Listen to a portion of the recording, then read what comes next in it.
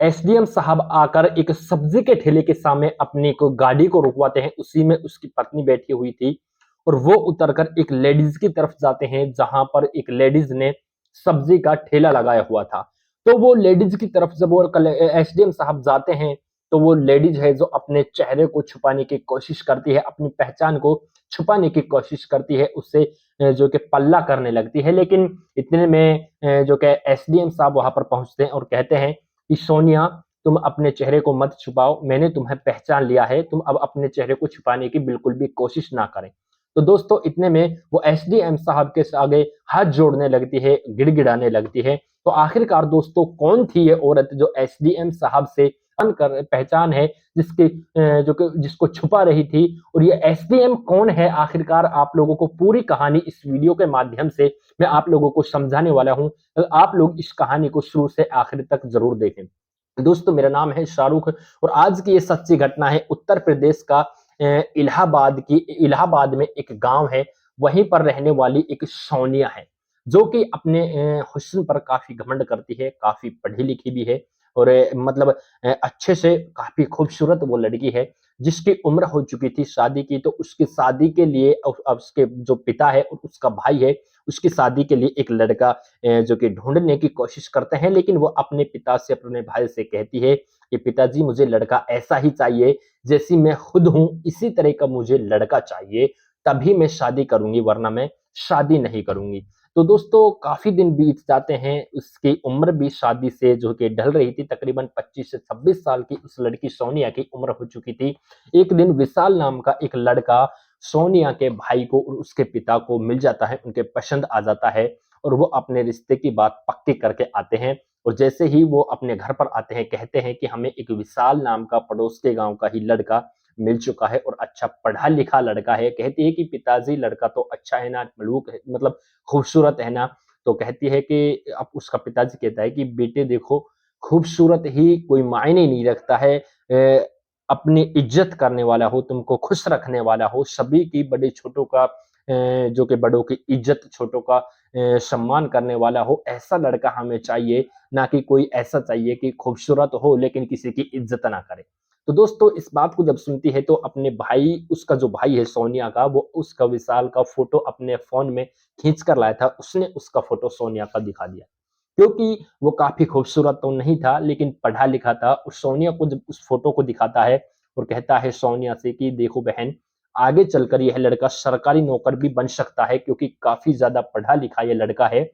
तो इस वजह से हम इसको पसंद करके आ चुके हैं, अच्छा घराने का है और पढ़ा लिखा लड़का है, तो इस वजह से हमने इसको तुम्हारे लिए सेलेक्ट कर लिया है। लेकिन लड़की को ज्यादा अच्छा उस फोटो में नहीं लगता है, लेकिन कहते हैं ना कि गांव देहात में अपने घर वालों से आउट जाकर कोई भी लड़की शादी नहीं कर सकती, तो वो अपने पिताजी के लिए हाँ कर देती है और उनकी शादी की जो है कि तारीख को फिक्स कर दी जाती है। जैसे ही तारीख की शादी की तारीख है वो फिक्स होती है, तो दोस्तों जैसे-जैसे शादी के दिन आते हैं और एक दिन ऐसा आता है कि उसकी बारात आनी थी और लो दुल्हन है वो अपने हाथों में मेहंदी लगाए हुए अपने घर पर बैठी थी। दूल्हा आता है, अच्छे से वो बारात का स्वागत करते हैं और दूल्हा आता है तो जब वरमाला पहनाने का वक़्त आता है, दुल्हन और दूल्हे का, तो दोनों आमने-सामने स्टेज पर खड़े हो जाते हैं। लेकिन जब दुल्हन के हाथ में वरमाला होती है, तो दुल्हन कहती है सबके सामने कि पिताजी मैं ये शादी नहीं कर सकती।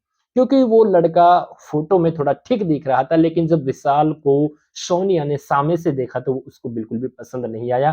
पिताजी से कहती है कि मैं शादी नहीं करूंगी, लेकिन पिताजी और उसका भाई है, काफी ज्यादा लोग थे, सब रिश्तेदार थे, सब मिलने वाले थे, सबके समय अपनी इज्जत बचाने के लिए उसके हाथ जोड़ने लगते हैं, कहते हैं कि बेटी किसी भी तरह से तुम इसके साथ में अब तो शादी कर लो, अब वरमाला पहना दो। तो लेकिन लड़की है जो कहती है कि देखिए अगर तुमने मुझसे इस शादी के लिए ज़बरदस्ती की तो मैं अपनी जान को दे बैठूँगी। हालाँकि बात यही है कि मैं इस लड़के से अब शादी बिल्कुल भी नहीं करना चाहती, ये मेरा जीवन साथी नहीं बन सकता, मैं इस ये मुझे बिल्कुल भी पसंद नहीं है।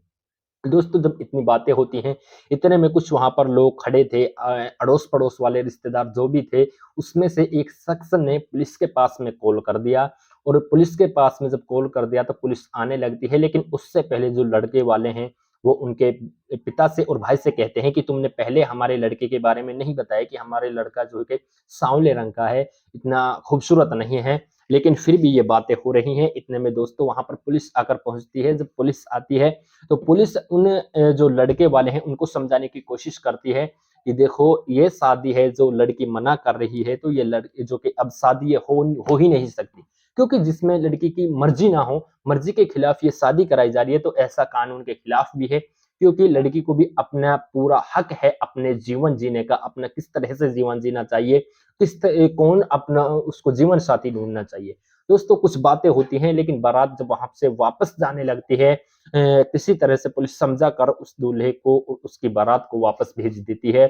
तो वहाँ पर जब बारात है गाँव के लास्ट आखिरी कोने में पहुँचती है, तो वहीं पर एक आदमी उनको आगे व्यक्ति खड़ा मिलता है, और वो व्यक्ति उस गाड़ी को रुकवा देता है, दूल्हे की जो गाड़ी होती है, और कहता है कि देखिए, मैं आपसे कुछ कहना चाहता हूँ, अगर आप बुरा नहीं माने तो। लेकिन दूल्हे का जो पिताजी है वो कहता है कि अब भी यहाँ से आगे तुम हमारे क्या बुरा चाहोगे? इतनी तुमने हमारी बेइज़्ज़ती कर दी है, फिर भी तुम हमें यहाँ पर रुकवाने की कोशिश कर रहे हो। लेकिन दोस्तों, जो वो दूल्हे के पिताजी से जो बात कहता है कि देखो, मेरे एक लड़की है, मैं एक गरीब हूँ, गरीब किसान हूँ, खेती-बाड़ी करता हूँ, अगर आपको पसंद हो तो मैं खुद अपनी लड़की की शादी तुम्हारे लड़के के साथ में करा सकता हूँ, मेरे पास में दहेज देने के लिए कुछ भी नहीं है। हालाँकि ये है कि मेरी बेटी अच्छे से सभी का सम्मान करती है, आदर करती है, तुम सबको खुश रखेगी, अच्छे से रखेगी। इतनी बात दूल्हे के पिताजी को जब सुनते हैं, तो दूल्हे का पिताजी भी ये सोचता है, यार शादी में काफ़ी ज़्यादा लाखों रुपए खर्च हो चुके हैं, और फिर भी यहाँ से बारातें वापस लौट रही है, तो इज्जत का सवाल है, क्यों ना इसकी लड़की से हमारे लड़के की शादी करा दी जाए। वहीं पर उस लड़के की जो कि 7 फेरे उस लड़की के साथ, गरीब किसान की बेटी के साथ में दिला दिए जाते हैं, और वो अपने घर पर चले जाते हैं, अच्छे से रहने लगते हैं। लेकिन जो वो लड़की है सोनिया, वो वहाँ से इलाहाबाद के लिए चली जाती है, और अपने मनपसंद का जो लड़का है, उसके साथ में कुछ दिन रहने लगती है, अपने घर वालों से उस लड़के का ज़िक्र करती है, कहती है कि पिताजी, जो कि मुझे ये लड़का पसंद है, और मुझे इसके साथ में जो है कि शादी करनी है, जिस लड़के का नाम था विशाल। तो दोस्तों विशाल से उसके घर वाले उसकी शादी करा देते हैं, क्योंकि देखने में काफ़ी खूबसूरत था, काफ़ी पैसे वाला वो लड़का था। लेकिन उसको यही बस अच्छा लगता था, और यही उसको पता था कि लड़का खूबसूरत है, काफ़ी पैसे वाला है।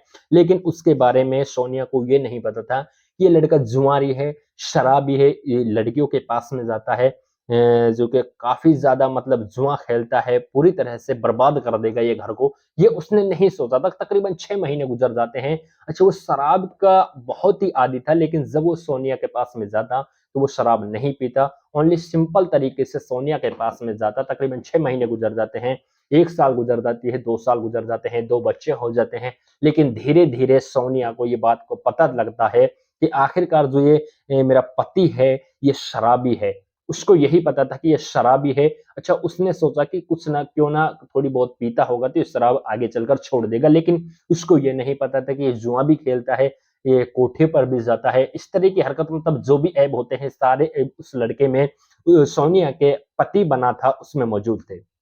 दोस्तों यहाँ तक कि उस सोनिया के जब सोनिया उससे कहती है कि तुम शराब मत पिया करो, ये काम मत किया करो, मुझे पहले पता नहीं था, वो अपने घरवालों से भी नहीं कह सकती, क्योंकि उसने अपने मनपसंद के लड़के से शादी की है। तो दोस्तों जब वो कहती है उससे, तो वो जो उसका पति है वो उसे पीटता है, मारता है, और उसको घर से बाहर निकाल देता है। लेकिन सोनिया ने यह फैसला कर लिया था कि मुझे अब इसके साथ में नहीं रहना है, मुझे अपने बच्चों के भविष्य को खराब नहीं करना है, मुझे खुद को कमाना होगा। क्योंकि वो उस बात को देखकर अब काफ़ी ज़्यादा पछता रही थी कि काश मैं उसी लड़के से आज शादी कर लेती, तो मुझे ये दिन नहीं देखने पड़ते।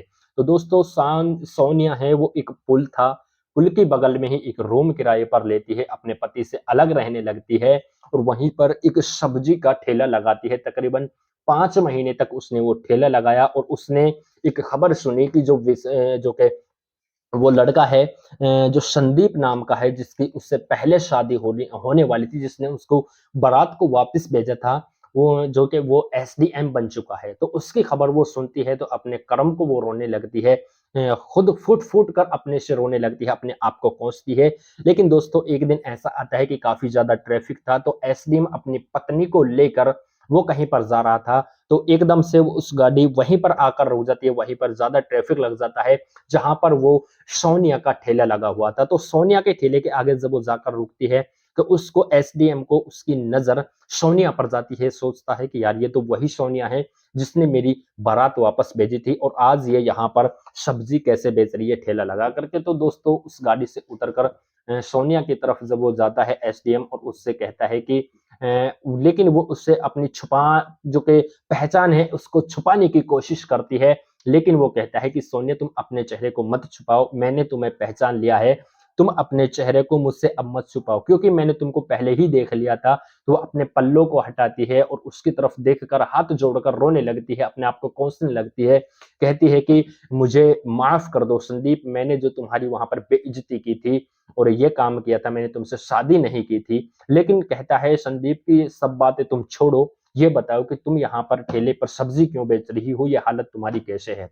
तो दोस्तों जब इतनी बातें सुनती है, अपनी बातों को रो-रो कर पूरी तरह से उस एसडीएम को ये कहानी बताती है और रोती है। काश एसडीएम है उसकी भी आँखों में आँसू आ गए, उसकी कहानी को सुनकर 10 से 15,000 रुपए उसी वक़्त संदीप उसकी जो कि वो सोनिया थी, उस ठेले वाली सब्जी बेचने वाली उसको निकाल कर देता है और कहता है कि अगर तुमको कुछ भी चीज़ की ज़रूरत पड़े तो तुम मुझसे संपर्क कर लेना।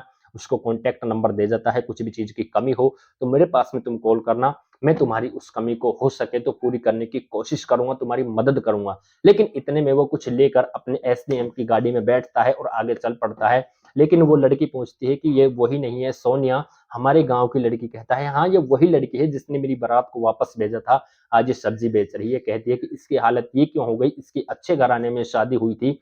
तो वो उसको पूरी कहानी बताता है, वो भी उस कहानी को समझती है और दोस्तों इस तरह से वो दोनों तो खुश रहते हैं लेकिन वो ठेले पर सब्जी बेचती है।